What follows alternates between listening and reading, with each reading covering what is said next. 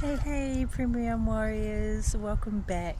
So, if you watched that last video, which I've actually put down to the bottom of this post, then you already know where we have started. We started with the hard truth, and that AI is making people faster, but not necessarily making them smarter. It's making people quicker to respond, quicker to produce, quicker to publish, quicker to look like they know what they're doing. But behind all of that speed, a lot of people are becoming more mentally fragmented. They're becoming more emotionally reactive, more dependent, and more disconnected from their own integral intelligence. And that's not just a productivity issue, we know that. That is a health issue. That is a nervous system issue. That is a cognition issue, right? And it is a spiritual issue as well. It's a leadership issue, because when you stop thinking for yourself, when you stop processing for yourself, when you stop sitting with complexity long enough to arrive at that real wisdom, you don't just lose originality, you lose orientation, you lose discernment, you lose the felt sense of what is true to you. And in a world where, we're just completely surrounded by tools, opinions, alerts, trends, dopamine loops, constant input, that loss becomes really dangerous. And this is why sacred systems matter. Sacred systems isn't anti-technology. This is not anti-AI. This is not nostalgic. And this is not anti-process either. It's human first. It's nervous system aware. And it's about being digitally disciplined and also spiritually grounded as well. It's also built for people who want to use modern tools without becoming ruled by them. So today we're going to go a little bit deeper. This is the extended session. So those of you who have been Premium Warriors, you'll know that this is really about the protocol series. This is the part where we move out of the theory and we're going to move into practice, because knowing the digital overwhelm knowing that the digital realm exists, it's not enough. It's not enough to know. We're in a world now where it's enough to know how. And knowing that attention is under attack isn't enough. Knowing that AI can create dependency is not enough. You need a protocol. You need a structure. You need something that is repeatable. And you need a way of lifting, so that it keeps your mind clear, it keeps your body regulated, it keeps your nervous system intact, and it keeps your digital strategy aligned with that sacred system and what it really is. It is a way of operating. And it's also a way of protecting the human while still using all of these tools. It's a way of staying mentally sharp, spiritually clean, emotionally steady, and strategically powerful in a world that continuously rewards speed for wisdom. And I want to ground this in something real before we go into those 5 protocols, because I do not want this to sound poetic and disconnected from reality. Okay, a 2026 nationally representative Australia and New Zealand survey published in BMC Complementary Medicine and Therapies found that 41.5% of Australian adults and 35.7% of New Zealand adults had used meditation at some point in their lives. It also found that 32.8% of Australians and 24.9% of New Zealanders has used meditation in their past year.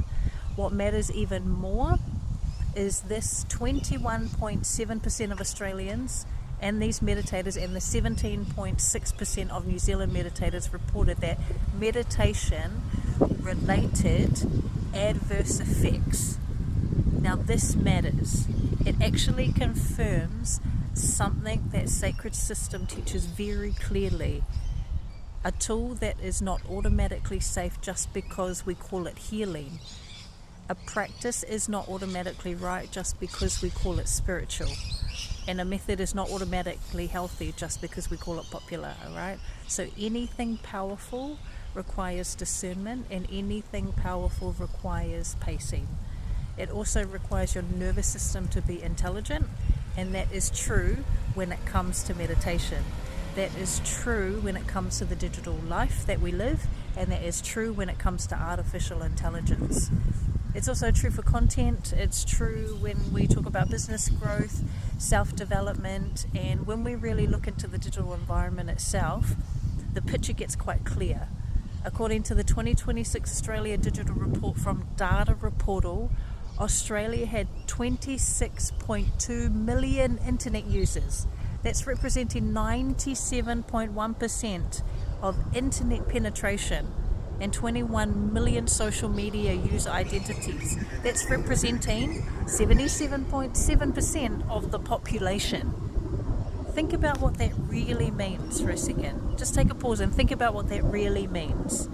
It means that most people are living in an environment of near access, near constant stimulation, near constant comparison, near constant interruption, near constant just brainwashing. So when people say that they feel mentally fired, or they have an emotional overload, they're unfocused, and they're getting pulled from 10 different directions, they're unable to think deeply, or they're unable to even hear themselves when they even start a conversation. This isn't just random. This is what happens when there is no protocol. This is what happens when the nervous system gets overexposed and underprotected. And this is what happens when people are digitally connected but internally disconnected. So let's go into those 5 sacred system protocols, all right? Not as abstract ideas. And if you didn't get to see what the 5 protocols were, go ahead and click back, and I run through all 5 of them.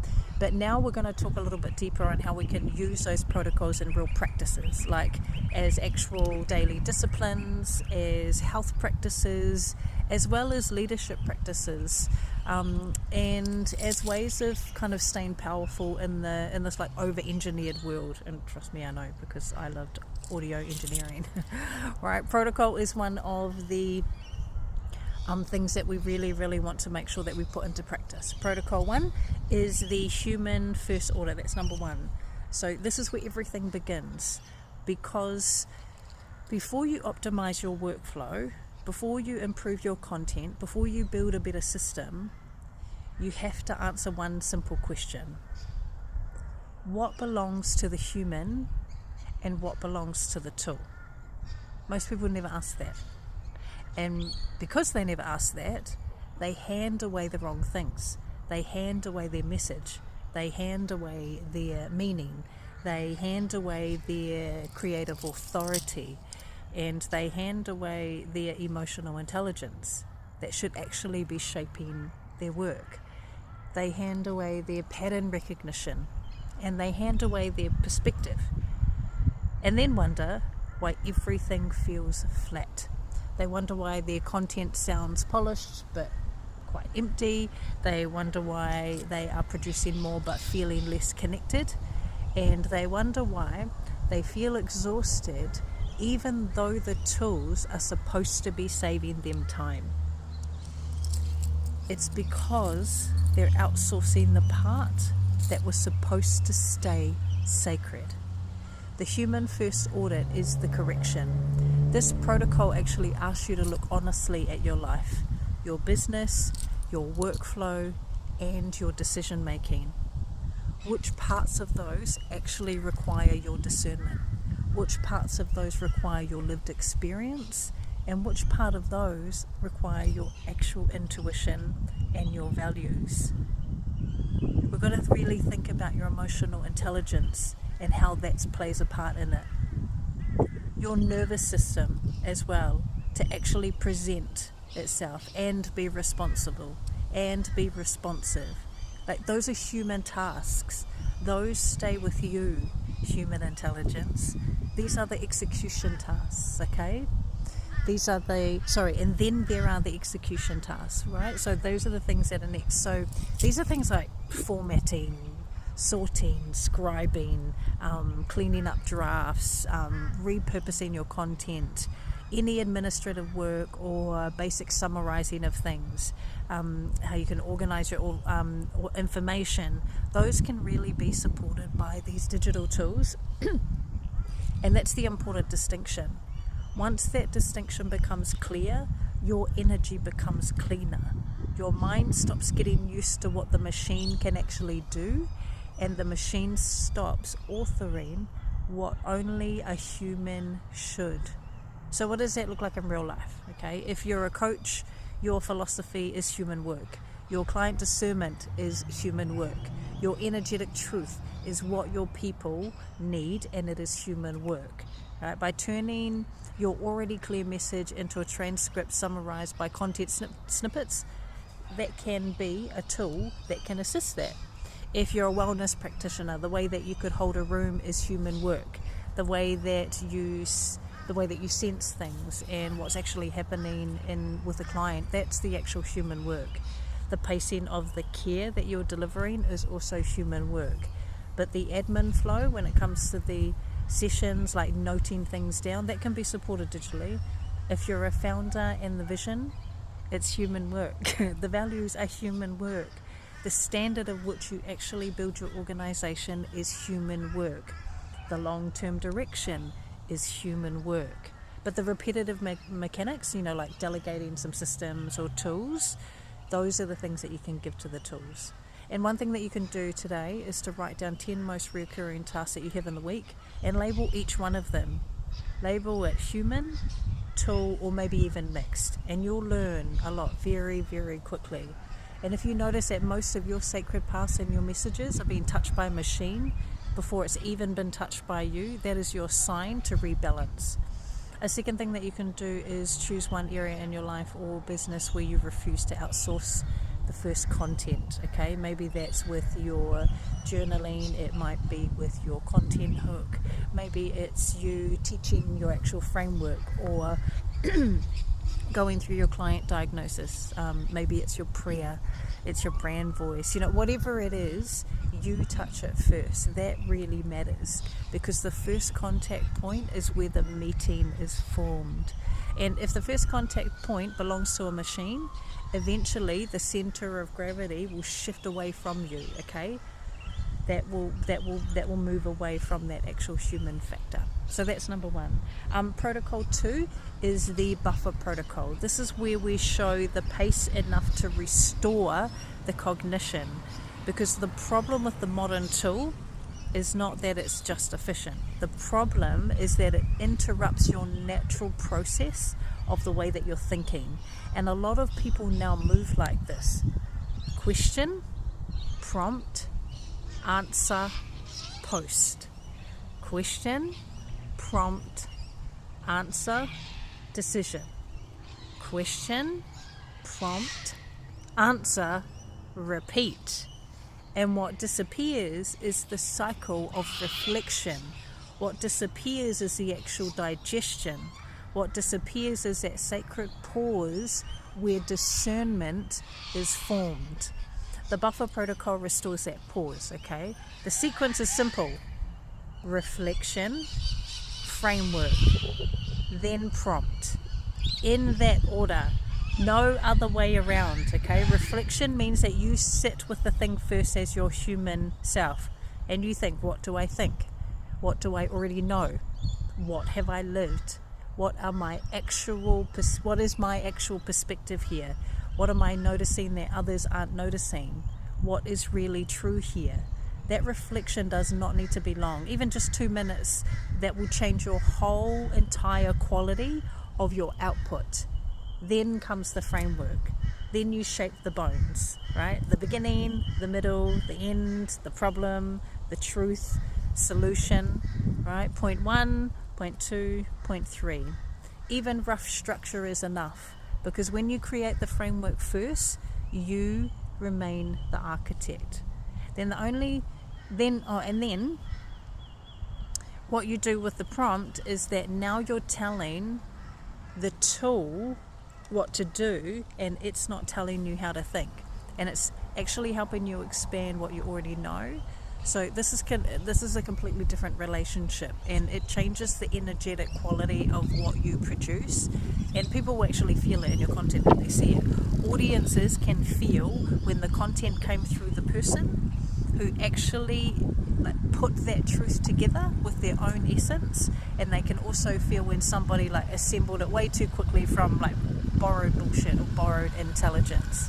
Okay, so that buffer protocol protects your mind from that dependency. It protects your nervous system from that urgency, and it'll protect that strategy from becoming too generic. All right. What does this look like in real life? So before you post, pause.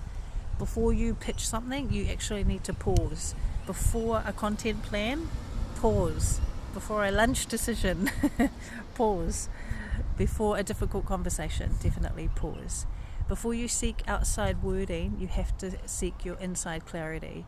And one practice you can start today is a 2-minute no tool pause before everything major in your business task. So just 2 minutes. No screen watching, no tabs, no prompts. Just write and think. What do I know about this already?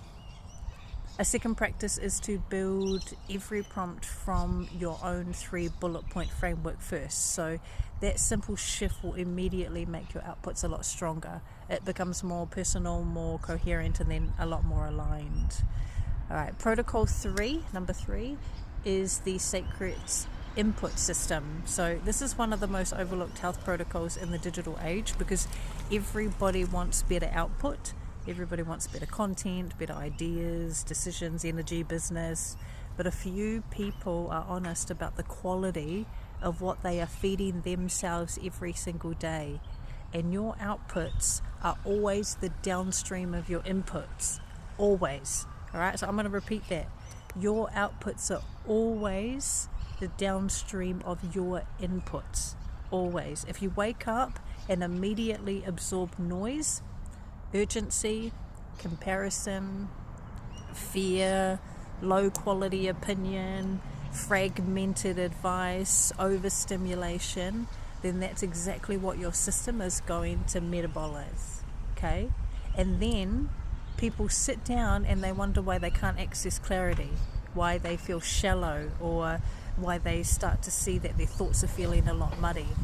And your intuition will start to feel a lot faint, and your message will feel a lot diluted as well. Sacred inputs isn't about perfection, right? It's about intentionality. What enters the mind actually matters. What enters your body actually matters. And what enters your nervous system matters as well. All right? One of the true most powerful things that you can do to stop treating content consumption like it's neutral is just, it is not neutral. Know that it is not. It is actually shaping your emotional state and your baseline intention as well, which means that it will be shaping your appetite. And when it's shaping your appetite, it will start to shape your stress chemistry. Right? It will shape what your mind starts to believe that is normal. And that's why this protocol is about health. And this is also where Australia and New Zealand meditation research actually is becomes so useful, because it shows us something important. Even practices people assume are automatically helpful can have adverse effects when there is no discernment, no pacing, no fit, and no protocol.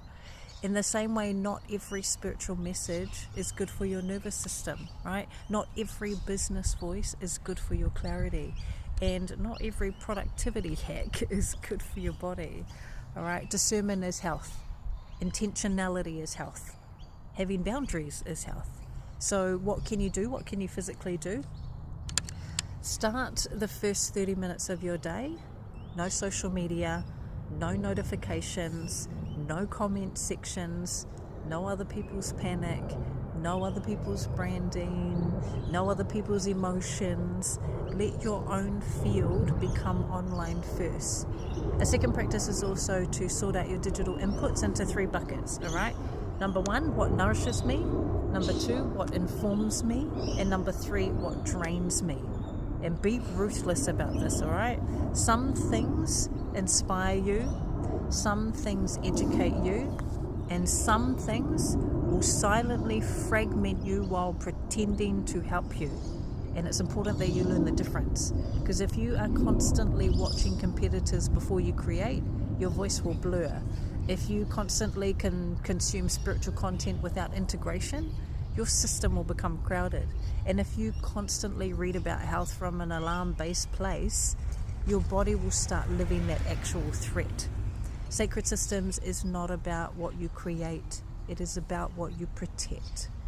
Right, protocol 4 is the daily thinking ritual, and this is where self-trust gets rebuilt, because no matter how powerful your tools are, if you do not have a daily practice of hearing yourself with your inner guidance, it will become weak from neglect. This is just reality. The mind needs silence, okay? The body needs stillness, and your nervous system needs space without input as well. So your deeper intelligence needs that room to rise. Like, the daily thinking ritual is simple. It's 10 minutes, no tool, no phone, no media, no multitasking, no performing in sight, just presence, just thought. We're just listening. Like, you can journal it, you can go for a walk, you can sit in silence as well, you can voice note it to yourself. The format doesn't really matter as much as your actual principle. There's just no input. It's only internal contact, okay? This is where you ask better questions. What am I noticing? What am I avoiding? What am I pretending to know right now? What feels energetically expensive right now? What decisions already knows that it wants to be made? What truth keeps me from repeating itself in my body, right? Those questions rebuild your discernment. And discernment is not just a spiritual language. Discernment it's strategic. Discernment is cognitive. Discernment is somatic. Discernment is how you stop overriding yourself. And the ritual supports the mind because it strengthens that reflective capability and the capacity. And it will also support your body so that it lowers the pace, and it'll support your nervous system because it creates from a non-reactive space, right? So people who think more clearly and make clearer decisions and build cleaner offers come from this specific place. One practice that you can start today is by ending your day with 3 reflections. So you could ask yourself, what gave me energy today? What drained me today? And what can I change for tomorrow? And then that alone will just start revealing the patterns that you have. A second practice is asking one question each before any device. What would it look like to lead instead of me reacting, right? Simple but powerful, because if you do that consistently, your life will actually start changing from the inside out. You stop waiting for clarity to appear, and you start creating like conditions that allow clarity to speak as well. So the sun's going down. All right, the last one, protocol 5, and that is the digital boundary rule. This is where sacred systems become sustainable, because without boundaries, every good intention gets absorbed by the pace of the machine. All right, so boundaries are not punishment, okay? Boundaries are architecture. Boundaries are what keeps the nervous system from becoming public property, and boundaries is what keeps your mind available for that deep work. In a culture where digital access is almost total, boundaries are now a health technology, basically. So, and I want you to remember this specific statistic, because 97.1% internet penetration is happening here in Australia. That means most people are living in a constant digital reachability. 97.1%, that's just here in Australia, okay? And if you do not consistently create limits, your mind will slowly adapt to the interruption as a way of life. Your body will start to adapt to that activation and that baseline state, and that's when your nervous system that starts calling in overstimulation normal when it's not, right? And you just start making things up, and you will start thinking in a more shallow way over time, because that depth requires protection. So the digital boundary rule is really simple. You just decide when the tools are allowed to come in, all right? You decide when human thinking comes first, and you decide when the day opens. So one of the most powerful rules in protecting the first hour of your day from that reactive digital content, again, no inbox, no comments, no alerts, no AI, no reactive content loop. You want to think first, You want to feel first, you want to lead first, and then you want to engage. And the second powerful rule is the digital sunset. Let me just see if you can see that sun there. The digital sunset. So 30 minutes before you go to sleep, no business problems, no content loops, no prompting loops, no comparison scrolling. Okay, let the mind come back into your body and let the body come back into safety, right? Let the nervous system close the day. This matters more than people think, honestly, because a dysregulated evening becomes a dysregulated night, and a dysregulated night becomes a foggy morning. And those foggy mornings, oh my gosh, they just open us up for more of that reactive leadership, okay? And this is why digital health is health. It's not metaphorical, it's literal. So if you're someone who says, I feel scattered, I feel tired, I feel mentally noisy, I feel stretched, I feel like I can't hear myself anymore, do not ask how to become more productive. Ask where your boundaries have collapsed, okay? I'm going to repeat that again. Ask where your boundaries have collapsed, and ask where your system has no container. That is sacred systems, okay? It's not the surface level self-care. It is operational intelligence. It is an inner authority, and it's strategic embodiment as well, okay? And when you bring those 5 protocols together, this is where we can get it. The human first audit protects authority. The buffer protocol protects thought. The sacred input system protects your frequency. And the daily thinking ritual protects your discernment, with the digital boundary rule protecting your capacity.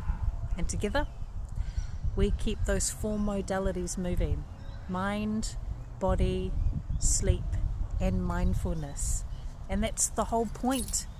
Not a disconnected life where your strategy stays one thing or your body stays another.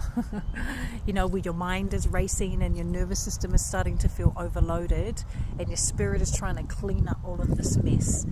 Sacred systems is about coherence. It is about alignment that is lived, not just spoken. It's about becoming the person who you can use powerful tools without losing the plot. Who can move really, really fast when you need to, but never panic in that nervous system.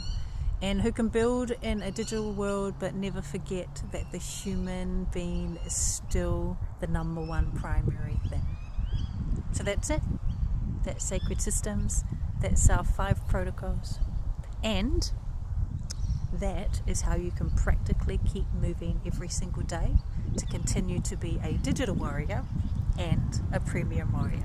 Alright, I loved that one. I'll see you guys in the next video. If you have any questions, please pop it in the post that we've got down below, and I'd love to hear what your favorite protocol is. Until next time, I really love you guys. Bless you.